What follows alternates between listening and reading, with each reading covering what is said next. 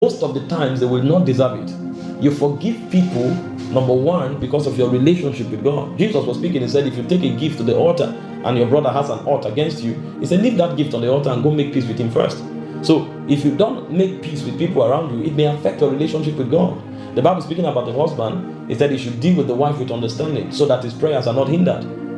The Bible speaking about family, 1 Timothy 5 verse 8, I guess, he said, a man who cannot provide for his household, he said he has denied the faith and is worse than an infidel. So our interaction with people has a way of affecting our interaction with God. Number two, we are forgiving them for your own mental health sake. Listen, the pressure that comes with animosity, malice, gossip, you don't need those things. Just throw those weights away. Throw them away as quick as possible. You need clarity of vision at this time. God is speaking to his children about the coming year. You don't need anything to interfere with your frequency. God is giving people graces for the assignment and for the operation of the kingdom for next year. You don't need anything to put you out so that you are coming to try to catch up around April, May, June when the year is already finishing. You see, but the way you get yourself at the front line is to make sure you alight yourself of unforgiveness and bitterness towards anybody. They don't even deserve it. They may not even deserve it. But because of your relationship with God, because of your mental health, and because of the graces that you may deny yourself of, if you do not forgive, you cannot not but forgive. So please, as much as it's in your power, show love. The second thing you must do in this season, and do deliberately, is to make sure that you are aggressively involved in soul winning. You will discover, I'm telling you, as you look around this season, you are going to discover that the devil will be doing a lot of recruitment programs this year, this period. You see, most of you who are in Europe, you already see what's going on. You see people doing all kinds of rituals, calling it all kinds of names, and then you know these things are demonic. You see people invite people for all kinds of parties, all kinds of programs, all kinds of excursions, all kinds of camp meetings, all kinds of holidays. And you know all of these programs are recruitment programs because they know at this time the hearts of men and the souls of men are porous. So you also must be deliberate. Don't just while away time. Make sure you are actively involved in soul winning engagements now.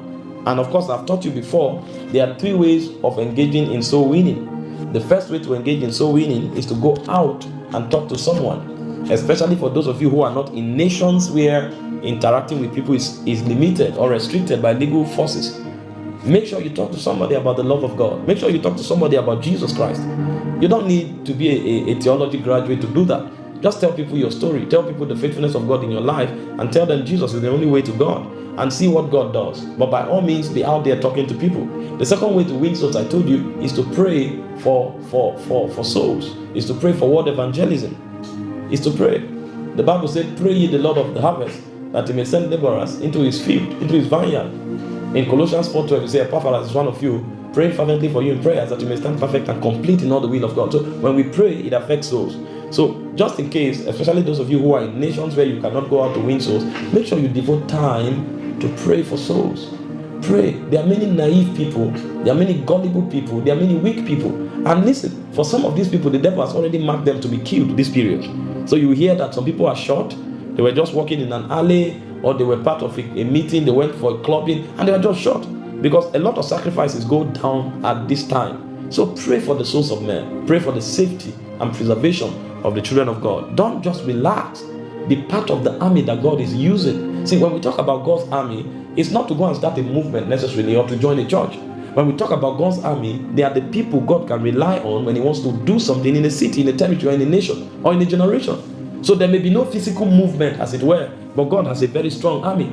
That's how kingdom works. You see, so many people assume when you're talking about God's army, oh, maybe a revival campaign begins, or a church is doing a program. Oh no, it's deeper than that. Being part of God's army is that God can rely on you, especially in strategic seasons, to advance his kingdom, both at individual level and at corporate level. And one of the ways you get yourself vitally fused into God's army is to spend time praying for souls. Spend time. Most of the hour of prayer at these times, pray for souls. Pray for the souls in your neighborhood. Pray for the souls in your family. Pray for the souls in your nation. Ask God to encounter them. Ask God to open their hearts to hear the gospel, to receive the gospel with meekness. Ask God to send preachers, to send laborers to them, those who carry the gospel of the kingdom Ask God to create those opportunities for these people to meet them and to speak to them the word of the Lord. These are the things you should do with your time at this period. Be actively involved in soul winning campaign through prayers. The third way you get involved in soul winning campaign is by giving towards it. Listen, we must become very strategic in the kingdom. Again, most of you who are either highly placed in society or who are involved in a lot of things and know how things work, you know what I'm talking about. There are many people around the world at this time who will give money to sponsor camp meetings where youth are going to be disflowered, to lose their virginity. Many people give money to sponsor it. Many people give money for programs on the beach and all of that. Many people give money, and I'm talking about millions of dollars. Most of the activities you see happening around the world is not free. People pay for it. People who know the agenda of the spirits that they represent, they pay for it. There are many programs that will result in initiation, that will result in perversion, that will result in immorality, rituals that will be sponsored by many people. In the same vein, look out somewhere where people, genuine people that God leads you to, that you believe in, are running such programs. Give towards it. And if you are in a territory where nobody is running any program, listen to me, be bold, organize something. Organize something. You can call people to come do a sit out in the garden and tell your friends who believe in it to give. Put the money together, organize it. Even if nobody is preaching, just get some sound system, play gospel music. And as they sit down, give them fruits, give them a drink. And it's just an evening night out. And they are just there listening to the gospel, listening to music. And when they are done, you just tell them, I just want you to know that Jesus loves you. You'll be amazed the impact it will have on someone. So if you're in a place where nothing like that is happening, organize something. Get young people together, 5 hours, 3 hours, pray, share the word of God. Go to a beach somewhere where people are doing what they're doing. Of course, for strong believers, put a tent there, blast worship songs, get people to do something that can get people to the Lord. Be active. Don't be inactive at this time. There are many agents that will be out there working for the interest of their master and the spirits that they give allegiance to. You cannot afford to be docile. This is a sensitive season. Make sure you are out there winning souls, either by talking to people or by giving towards it or by praying. Very important. And then finally, my third counsel for you is to make sure you embark on a retreat. If the activity before Christmas is too much, enjoy your Christmas, spend some time, enjoy yourself. After Christmas, take 2-3 days, organize a retreat. You can go in alone with God for 2 days, for 3 days. It's very important to do that now, because when God speaks, you may not hear. There may be a lot of interferences that you will not do away with, either because of the clog of anxiety or the challenges of life or even the happiness of the season. So you've got to create that time when you go to the Lord. You can do a study retreat where you are locked away for 2-3 days just studying. You can do a prayer retreat where you are praying. You can do a fasting retreat, and you can combine all together where you are studying, praying, talking to the Lord, and fasting for a particular number of hours in the day. But by all means, make sure there is that period of shutting out before the end of the year. And it's important you do this. When you are doing this, there are 5 major things you must involve. Number 1, please take time to appraise your year. See, you are the one who knows how your life is compartmentalized. Check your walk with the Lord, check your career, check your relationships. Be deliberate. Don't just live haphazardly. Oh, this year is finished, we are going into the next year. No, haphazard living cannot produce certain levels of results. See, when you see people command results at certain levels, it's deliberate. You can't command certain results if you don't appraise it. So sit down, find out my life, what areas are the major aspects of my life. Write it down and appraise it. What are the mistakes I made? What are the things I should have done in a certain way that I didn't do? It will take days, but do it, because it's awakening your consciousness of excellence, of attention to details, of preparedness for exploit and avoidance of mistakes. So appraise yourself.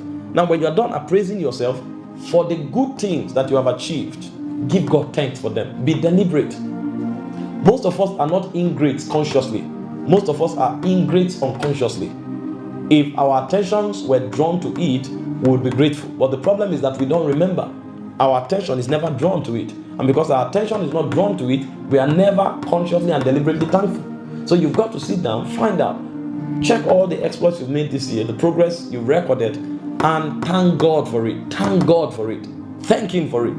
You're acknowledging that He is the one who did it. And as you do that, there'll be more grace released to you. Number 3, stay with God until you download strategies for next year. You will see something. You will hear something. You will receive an inspiration. Those who get ahead in life, this is how they do it. You don't get ahead in life casually. Listen, ministers of God may receive a word for their congregation. And trust me, that word can bless you if you are part of that congregation. But you need to understand that that word is for millions of people. It's the degree to which you tap into it that you'll be blessed by it. You've got to receive your own word from the Lord. You've got to receive your own direction from the Lord, so that your own word fuses into the overall word that God has given to the people. That's why you must stay with God. Listen, if you stay with God, He will show you.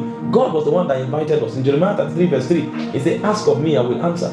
And He said, I will show you great and mighty things that you know not of. So God is willing to show, but will you have the time? This is why you've got to lock yourself away. Fight every distraction, kill every distraction. Spend time with God until you receive a knowing, until you receive a vision, until you receive an instruction. By all means, don't go into next year without receiving signals from heaven. And then number 4, when God shows you something, be deliberate. Ask for grace. Believe me, God can show you something and you make the mistake of thinking you will do it. If you don't ask for the grace, you'll be in trouble. Listen, when God told us to win 5 million souls, at first I thought it was a joke. It's when we sat down to look at the strategies and the modalities that I knew it was going to demand a lot of grace. Every rural crusade we organize, we spend between 4.5 million to 6 million. That's about $6,000. And we have to organize over 30 of such crusades. The evangelists we mobilize on a weekly basis, we give each of them 100,000 naira. That's about $1,000.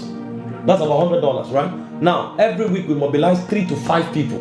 So that's between $300 to $500 every week. And we've been doing it without relenting.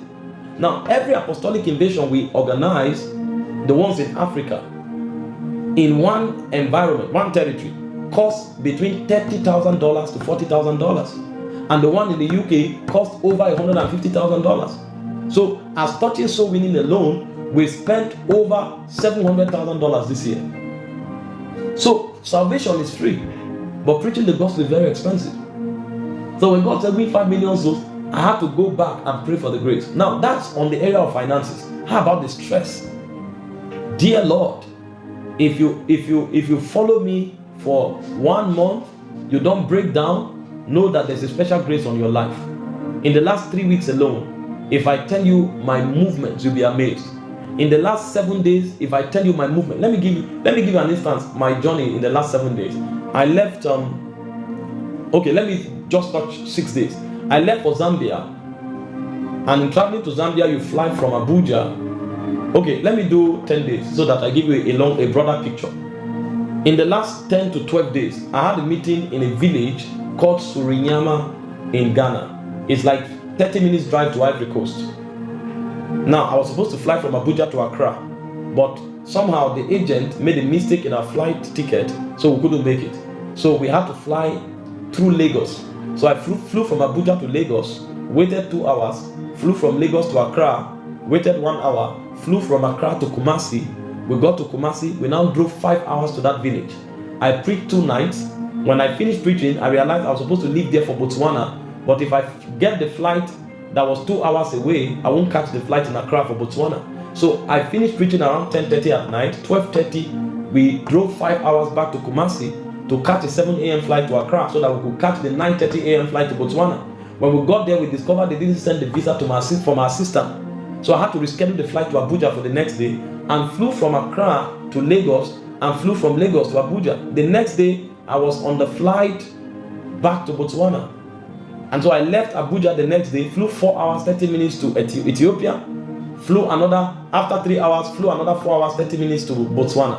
When I got to Botswana, I drove 5 hours from Gaborone to a city called Francistown. And then I got there by 8 p.m. I mounted the altar by 8:30 and preached in that crusade. The next morning, I drove 5 hours back to Gaborone to catch a flight to Ethiopia. Flew 4 hours, 30 minutes to Ethiopia, slept over. The next day, I flew back to Abuja. That was a Saturday.